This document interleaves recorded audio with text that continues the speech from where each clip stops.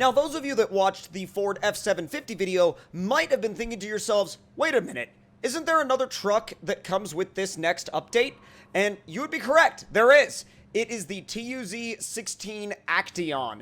Now, this truck is actually very, very interesting, and I think it positions itself to be one of the most useful light to medium duty scout vehicles we've seen in a long time. Now, obviously, we're going to test it on the summer map, and we're going to test it on the winter map after putting it through the customization process, and then I want to have a discussion with you guys in the comments below on what you guys think you'll be using this truck for. So without any further ado, let's jump into it, grab the controller, and see what this truck is all about. Get it fired up. Now, right off the bat, you'll notice it's actually...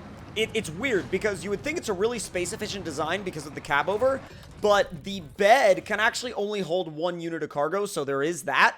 Now, engine-wise, you get a choice of the LAZ-6 T60, the LAZ-6 T195, and the IMZ-6210, which means your maximum power-to-weight ratio is going to be an A-, same as your durability. Now, you obviously have your typical gearbox options with balanced, high range, and off-road. I'm actually going to go with the high range one because on this particular map, there's a lot of open road, there's a lot of open space, and frankly, you have that space to get up to speed, so you might as well use it. And as far as the suspension goes, I'm going to go with the raised suspension so you guys can see what kind of tires we have on offer here. Now, keep in mind, this is not a mod, this is an in-game truck. This is coming with the next update to consoles and to PC. Now, I do believe that this one is a Season Pass truck, but I will have to verify on that. Now, we start off on 39s, and you can go down the list all the way up to a 47 in terms of highway tires, all-terrain tires, off-road tires, and mud tires, including the 47-inch Tega tires, which is actually a really big deal. You also can go all the way up to a 47-inch chained tire setup, although that's weird. It says rear chains, but there aren't any. Public test server things. Anywho, Tega wheels and tires done, and then we're going to go with the autonomous. Now, the autonomous winch, the fact that this thing could get an autonomous winch already makes me love it even more. Now, the spare wheel, we're going to go ahead and just make sure it's on there. Diff lock engageable is on there. And then now we have the maintainer frame add-on, which gives you 500 repair points and 2 spare wheels. The small sideboard bed, and this can only hold pretty much 1 unit of cargo, so this is where you will start to see some of that cargo limitation. The small fuel carrier, which holds 273, it doesn't say liters or gallons, I'm assuming 273 liters, and then the IM50 loading crane, which is the light-duty crane, which you could obviously pair with the small sideboard bed, and the roof rack. Now, we're going to go ahead and throw the roof rack on it, and for our purposes here, we're going to put the small sideboard bed on it. And if you want, you can actually scoot the bed back just a little bit further and, again, put the IM50 loading crane on it. So, snorkel-wise, we're going to go with the tall front-facing. You can do the short round cap or the tall front-facing. Obviously, we're going to do the tall front-facing. And as far as miscellaneous options go, we have the double tall beacons, the small parking lights, which I'm going to install, the external horns, which I might as well install them. And rear bumper wise, you can do the stock wheel fenders, which I'm actually not going to do on this truck. And then the front bumper, you have the Hunter, the heavy duty, the crossbar with fog lights, and then the stock. I really like the Hunter setup. I think the Hunter setup looks so good. And the Hunter setup is going to be, I think, my go-to for this truck for pretty much the foreseeable future. I mean, look at it. It looks so good. Now, wheels wise, you obviously with the Tega tires, you only get that one wheel choice. And when it comes to colors, the interior of the truck actually changes color, but not the exterior. It's an odd little quirk of this truck, but if you wanted to have a pink interior, you could go for it. If you wanted to have an orange interior, you could go for it. I am personally going to go with this sort of tan interior because it fits this green, black, and tan camo color scheme that we have going on. And we're going to go ahead and run that. And now we're going to go ahead and take it out and see what it's like. So leaving the garage now, it's a really good looking truck. I actually do kind of appreciate how this thing looks. Let's see what the horn sounds like. Now, if you were on my stream recently, you'll know what I thought about this horn, but just listen to it again. Yeah, that's if I was gonna think about intimidating horns, that's definitely what I would do. Now, imagine you're pulling up to a traffic light and someone doesn't want to get out of your way. and you're very upset and you're very angry and you just want them to get out of your way, and so you're like, get out of my way! Yeah, that's not very intimidating, is it? So let's go ahead and also see what kind of trailers we have access to, and that will also give us some good insight in terms of, let's see, fuel carrier, flatbed, sideboard, ramped flatbed, maintenance, service. So you actually can't tow any of the... I misspoke in my stream recently, and I said you could tow scout trailers with this thing. You actually cannot. All of these are trailers that can be towed by some scouts, but not all. And then the scout flatbeds can actually not be towed by this particular truck, which is an odd choice in my opinion, but it is what it is. Now, obviously, you can put 1 unit of cargo in the back there.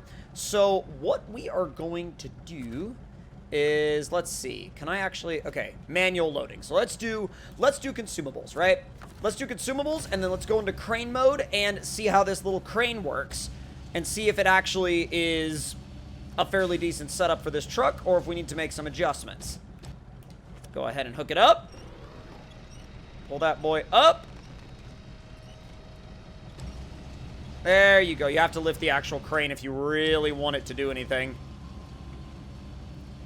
Give it a bit of a rotatey boy, and it's almost lined up. I want to see if I can do this perfectly. I can't always, but sometimes I can.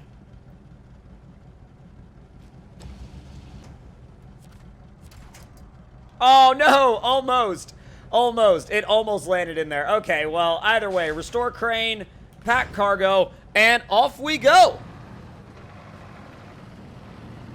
Although, I gotta say, with that top engine, it's actually fairly quick. And when I say it's fairly quick, I mean, it is, in comparison to a lot of other trucks in the game, like with the top engine and the highway gearbox, it's dang fast. It really is a lot faster than I think it has any right to be. And when I say faster than it has any right to be, I don't mean that in any, like, disrespect of the truck. I just mean it's pretty dang quick for a little cab over.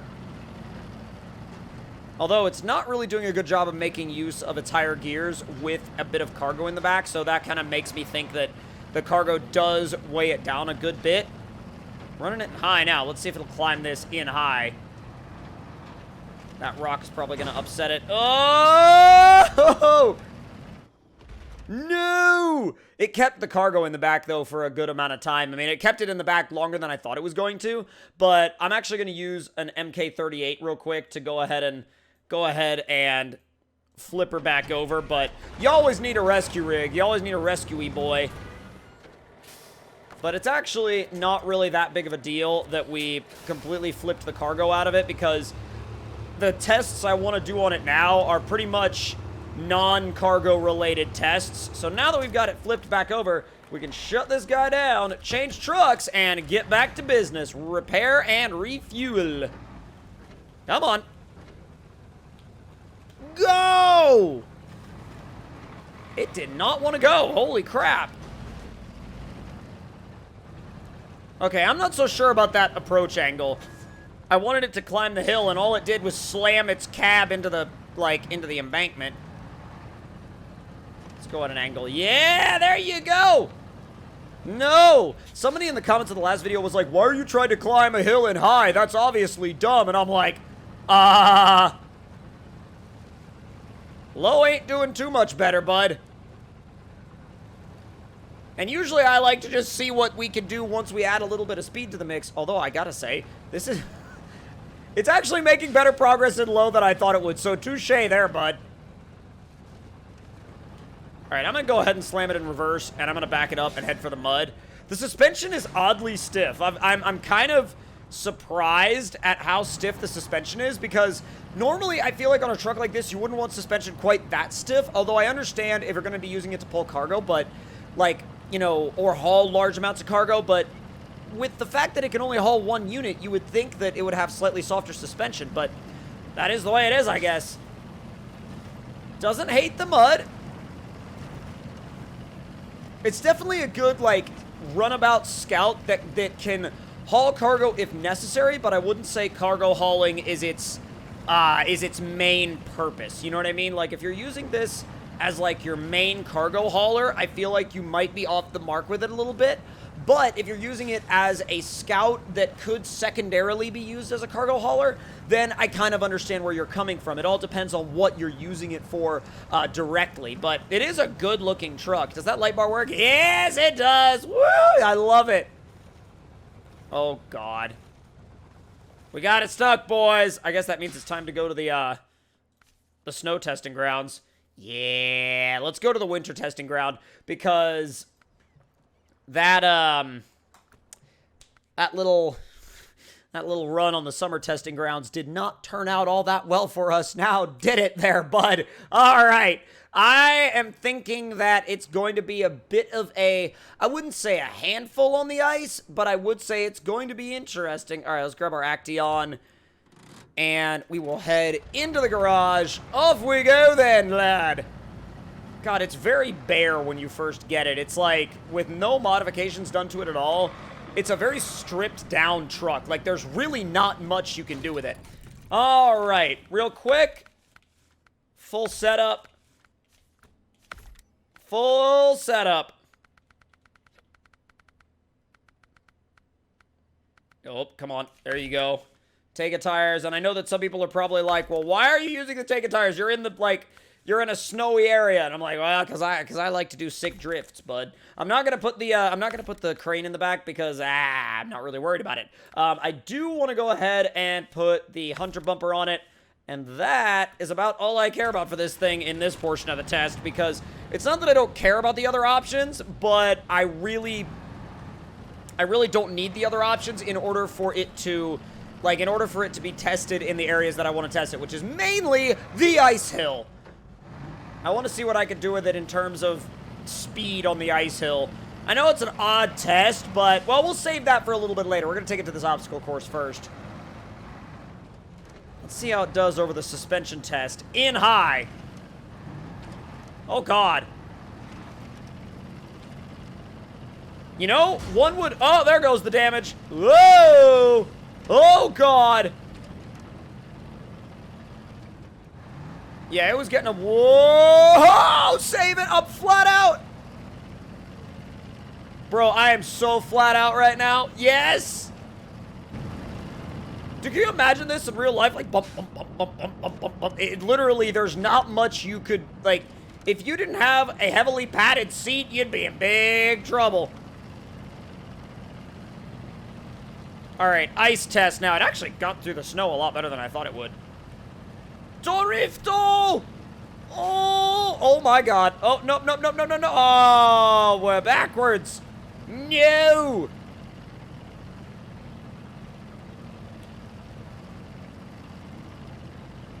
Easy. Oh, God. Come on. Ooh! Ooh! Yep, hooked the ice. Hooked the ice, and that's what happens.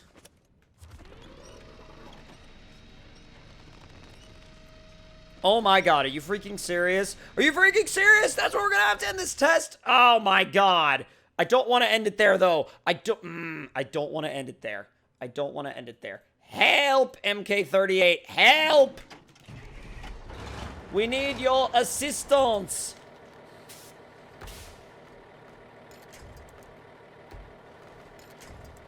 Ah! Stop! Stop! It didn't want to stop. Back up, please. Okay, we're fine now. No, no. Okay, thank you.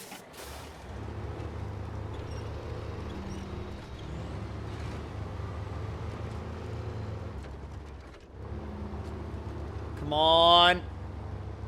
Dude, it does not want to go over at all. I mean, it is destroyed, basically. Like, there's no getting that flipped back over, I don't think. That is unfortunate. That is extremely unfortunate.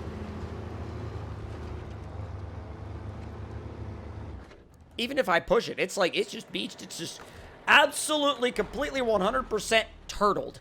Well, if you enjoyed that look at the TUZ 16 Acteon, then make sure to let me know your thoughts about it in the comments below. Hit that like button if you enjoyed, and if you're new around here, consider subscribing, and I'll see you guys next time.